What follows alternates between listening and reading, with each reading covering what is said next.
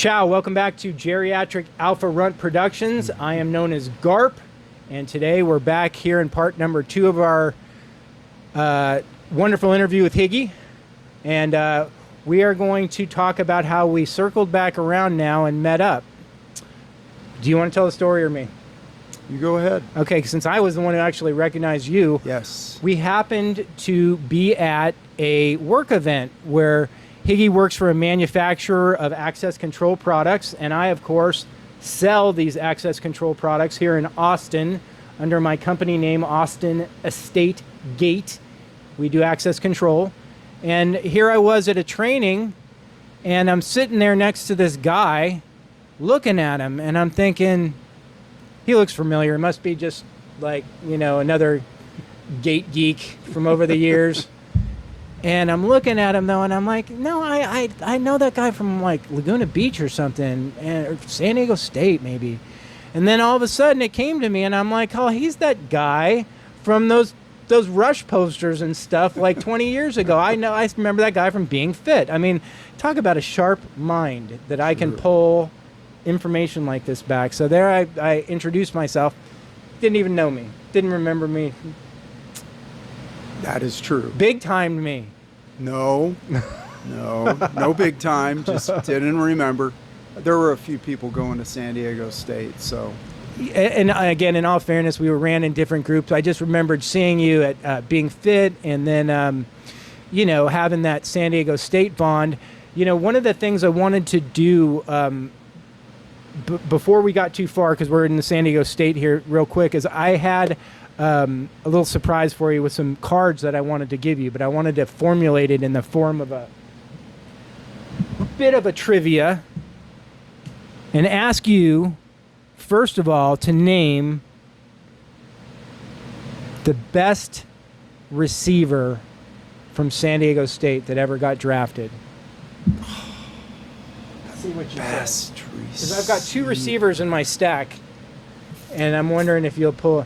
Who was the man when we were there? It was Patrick Rowe. Do you remember that name? Yes. He was like an All-American. Yes. I don't have his card, but so Darnay Scott. Yes.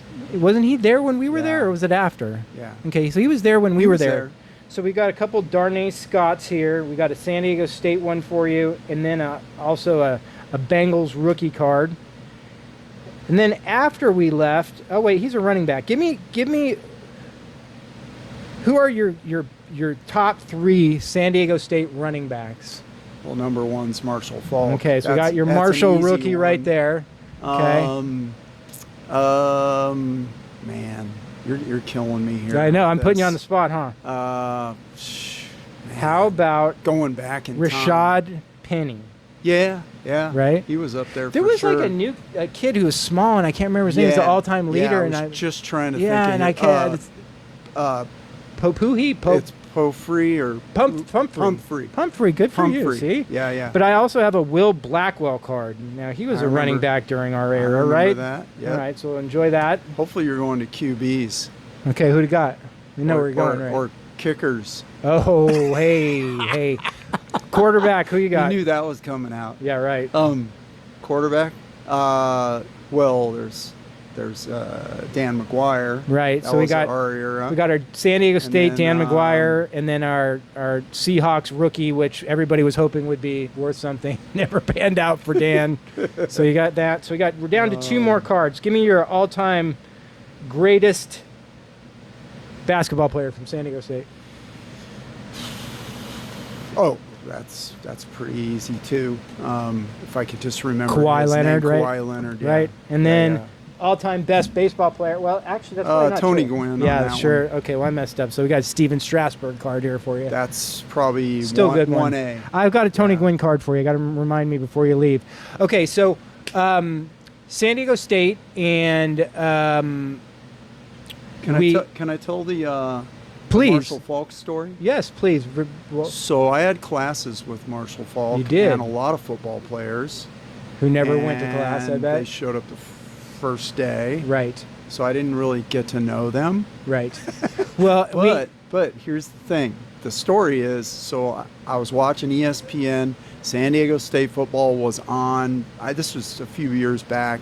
Ted Leitner. Remember, he was Sure. the announcer. Of course. So it's ESPN, national game. I don't remember who they're playing, and they're retiring Marshall's number in the ring. You know, the ringer. It was still Jack Murphy or Qualcomm at the time, not in the new stadium, obviously. So they're on. It's halftime, and he's interviewing Marshall Faulk, and he says to Marshall Faulk, I don't know why this guy said it. He says, "So Marshall, what was your favorite class at San Diego State on national TV?" And Marshall looks him in the eye, and he goes, "Ted, I didn't have a favorite class. I came here to play football and make it to the NFL." Totally honest. Yeah. And I appreciated that in him, that he didn't like try to sugarcoat it or anything. Right. And I mean, what's he going to lose? He's in the Hall of Fame at that point, Right. the NFL Hall of Fame.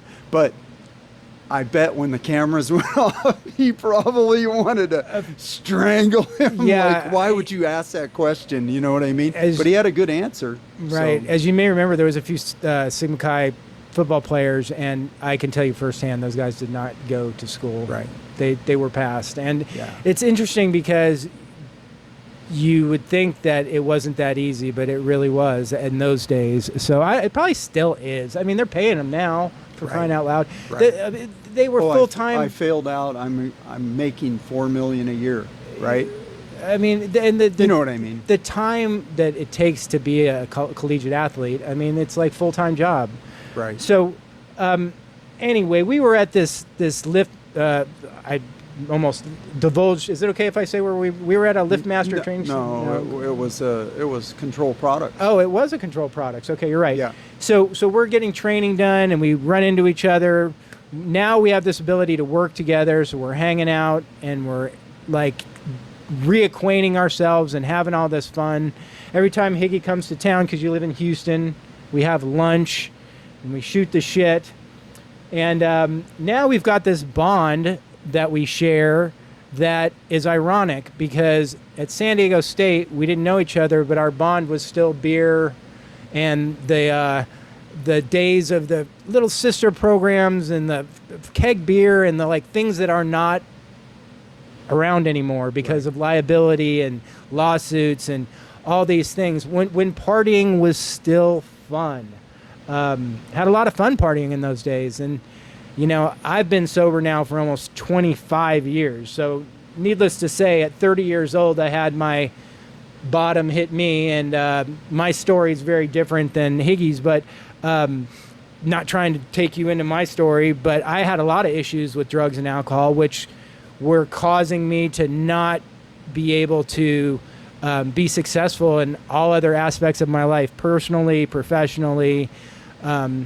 And I was fortunate enough to find sobriety at 31 years old, and I've been sober now for almost 25 years, knock on wood, and I should keep going because there's no reason not to. It's the most important thing to me. And then now I find out that Higgy's been sober. For how long has it been for you? Well, let's put it a different way for me. So I wouldn't really call it sober. Well, it is sober, but I didn't really stop drinking because I was addicted to anything or I had any problems, sort of like your case. I mean, even in college, I knew when I had to not party because I had to take class and study. And so I was older though, so, you know, maybe that's part of it. So I was responsible, as irresponsible as I could be, you know, within there. So I did it just personally for personal choice. I was sort of, you know how everybody does last year, everybody does like, you know, they'll do like dry January, right? After the new year. And so I did that. And then I was like, this is easy. I'm not like, I didn't go through with any withdrawals or anything. I mean, even at the time, it's funny because, and I told Anthony this, I was already kind of like not losing interest in drinking anyway. Like I had alcohol in the house, but I wasn't drinking it, and I noticed it. So I was kind of like reflecting and going, well, if I don't really care about it and I don't even really drink it, and to the point, like when we were at San Diego State, we didn't drink to just have one beer because we liked the taste. We drank it to get drunk. Absolutely. And now I wasn't really doing that. It was more like, hey, after work, have a cocktail or something, right? So at that point, and then I went to a work event and everybody there's drinking and everything. And this was last February. And I was like drinking, club soda with lime, and nobody even knew that I wasn't drinking like a gin and tonic or whatever, right. vodka soda. They had no clue. I'm like, and I'm acting exactly the same way. So I'm like, what's the point, right? Because I'm not going to drink anymore to get drunk. So what is the point of that? And so I just, from December 29th last year, I just haven't had any drinks. I gave away all my alcohol for the most part out of the house, and just don't even think about it, really. It's interesting because anyone who is an alcoholic would listen to that story and go, you're right, you're not an alcoholic, because what you just said, because it's no one just chooses to stop drinking and stops drinking if they have a problem, because the problem is so much bigger than that. Right. If we could all just stop drinking, I think everybody would do it. If it was that easy for people, they would stop doing it. And I'm not saying that it's easy or anything. It kind of runs in my family because my grandfather did the same thing. So I think he instilled it in me. It's even just logical. Mentally. It's common sense. No, but he was a raging alcoholic in the 30s. And he did smoke 4-packs, drank like anything and everything. He said, I'd drink hair tonic if I didn't have any money because it had alcohol in it. And he told me that when I was a kid. And when my dad graduated college and they had a party, he stood up and he goes, I'm quitting drinking and I'm not smoking ever again. Cold turkey, and he never did. So that was ingrained in my head. Most people could never do that if they truly were alcoholic, because what makes you an alcoholic is your ability to make these staunch, like, epiphany, I'm done, and then the next day you're drunk again. But he was terrible drunk. It's an amazing thing. I mean, and that's the thing about sometimes the 12-step program that I foundationally need and I attribute my entire success in sobriety to. But unfortunately, people, it's not like anyone ever wants to recruit you, but people want to make you an alcoholic. When somebody hears you're sober, they want to make you identify with my sobriety. Right. So, the thing is that sometimes people can just stop with willpower. Sometimes people can find God and stop. Sometimes people can have a kid and decide that's more important and stop. Sometimes the air hits somebody perfect and they just stop. 90% of the time, that's not the case for people who stop drinking, because drinking is so much bigger than that. And I mean, certainly for me, it's taken staying active in a 12-step program for 25 years to maintain sobriety and to actively do things like this, to interact with people, to not hide that I am sober, because after you've been sober for 25 years, there's no embarrassment about that.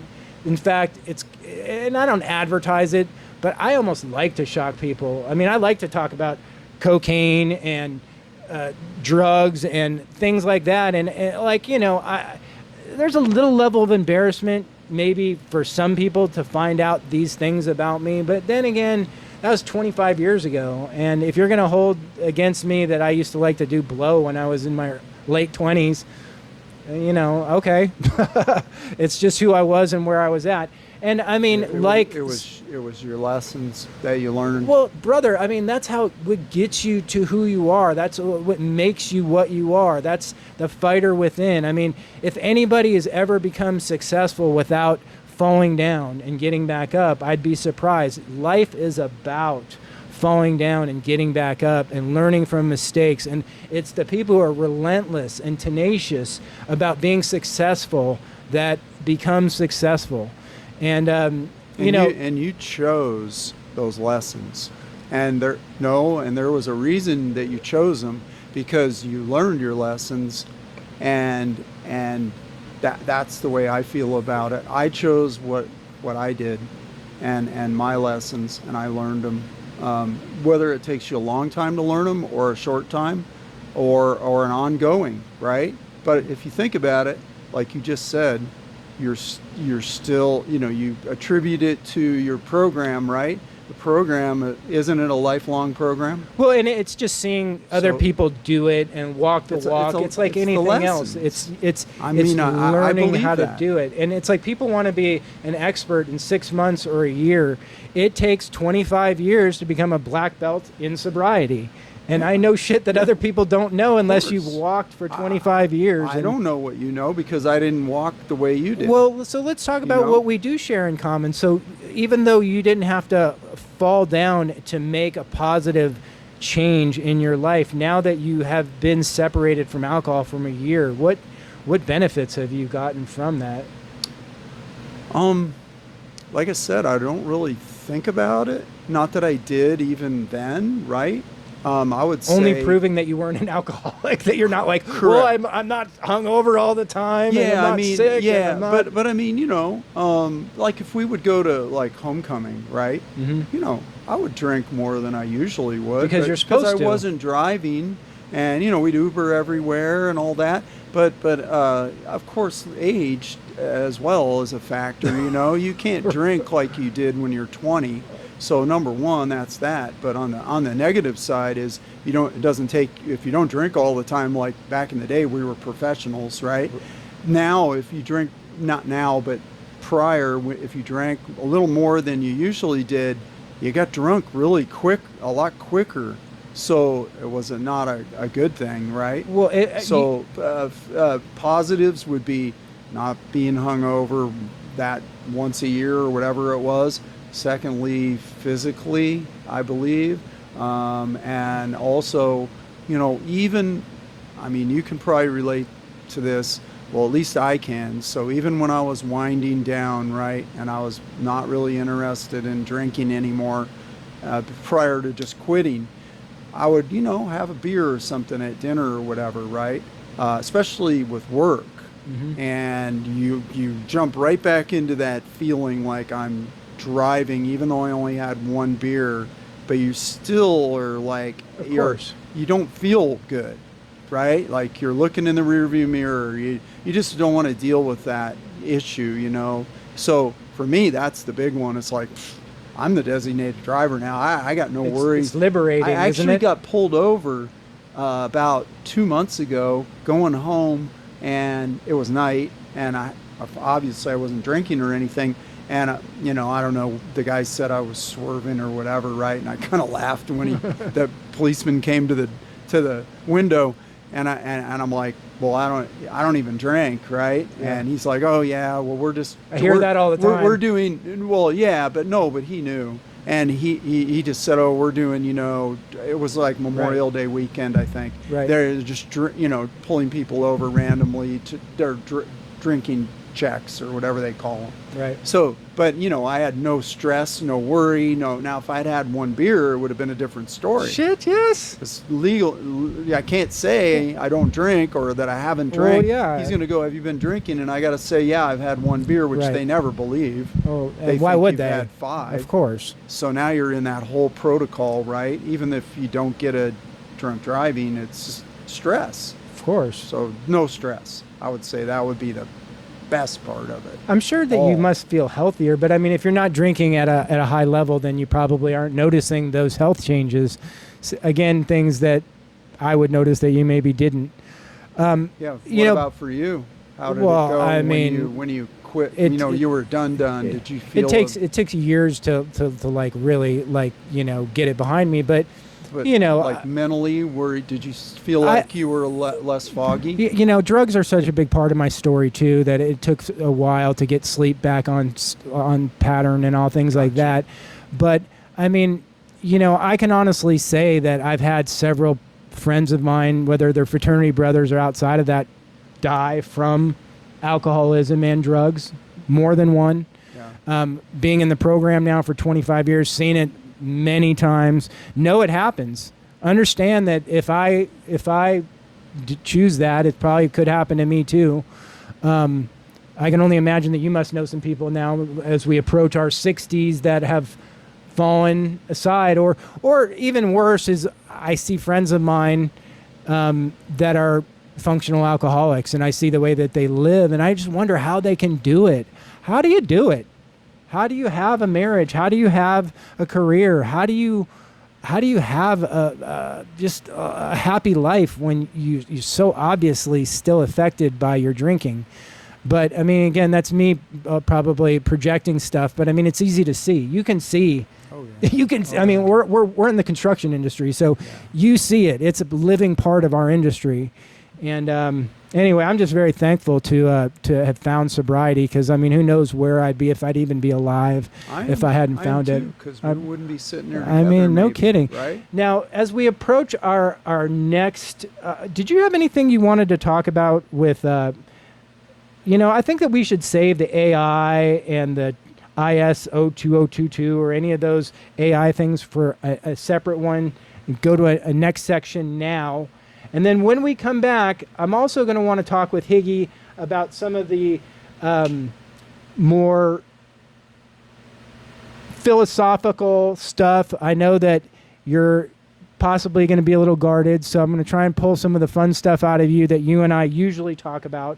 If it turns out it's not something that we're going to end up posting, great. But Higgy is one of my favorite people to discuss the rabbit hole subjects with. And I like to do that with all my guests here because it's interesting to get that point of view. So if you've enjoyed this segment, please like, subscribe, share, come back and watch us again.